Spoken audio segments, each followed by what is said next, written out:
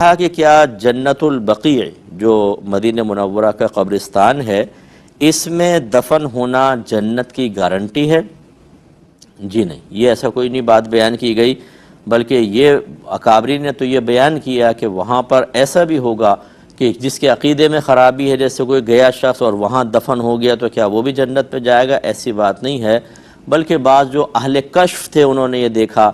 اہل کشف کی بات کر رہا ہوں، کہ جو اس طرح کا الٹا سیدھا آدمی وہاں دفن ہو گیا اس کی لاش کو کہیں اور منتقل کر دیا گیا۔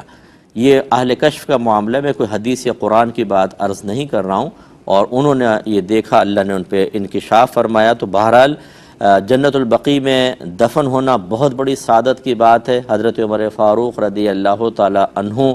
مدینہ منورہ میں وفات اور شہادت کے ساتھ وفات طلب کیا کرتے تھے، جو اللہ نے قبول فرمائی، اور نبی کریم صلی اللہ علیہ وسلم نے ضرور بیان فرمایا کہ جس سے ہو سکے وہ مدینہ میں مرے، کیونکہ جو مدینہ میں فوت ہوگا میں اس کی شفاعت کروں گا۔ لیکن یہ دوسری بات بھی ہے کہ ضروری نہیں ہے کہ جو جنت البقیع میں دفن ہوگا وہ ضرور جنت میں جائے گا، یہ گارنٹی نہیں ہے۔ پوچھا تھا کہ کیا عمرے کی غرض سے کسی اسلامک بینک سے لون لینا شرعاً جائز ہے کہ نہیں؟ دیکھیں، ہمارا مذہب اسلام قرضہ لینے کو، بلا ضرورت قرضہ لینے کو سخت ناپسند فرماتا ہے، بلکہ شروع میں تو نبی کریم صلی اللہ علیہ وسلم سے منقول ہے، آپ کے بارے میں منقول ہے کہ جب کوئی جنازہ آتا تو سرکار پوچھتے کہ اس پہ کچھ قرض ہے کہ نہیں، اگر لوگ کہتے کہ اس پہ قرض ہے تو سرکار فرماتے تم ہی اس کا جنازہ پڑھ لو۔ یعنی بعض اوقات صحابہ کرام کہتے ہیں رسول اللہ ہم اس کے قرض کی کفالت لیتے ہیں، تو پھر سرکار صلی اللہ علیہ وسلم نماز پڑھایا کرتے تھے۔ بعد میں اگرچہ جب فتوحات کا سلسلہ ہوا اور مال غنیمت کثرت سے آیا تو خود سرکار نے یہ اپنے اوپر ذمہ داری لی کہ اگر کوئی شخص فوت ہو گیا اور اس کا قرضہ باقی ہے اور کوئی اس کا وارث وغیرہ نہیں ہے، نہ ترکہ چھوڑا ہے، تو پھر میرے ذمہ ہے اس کا قرض اتارنا۔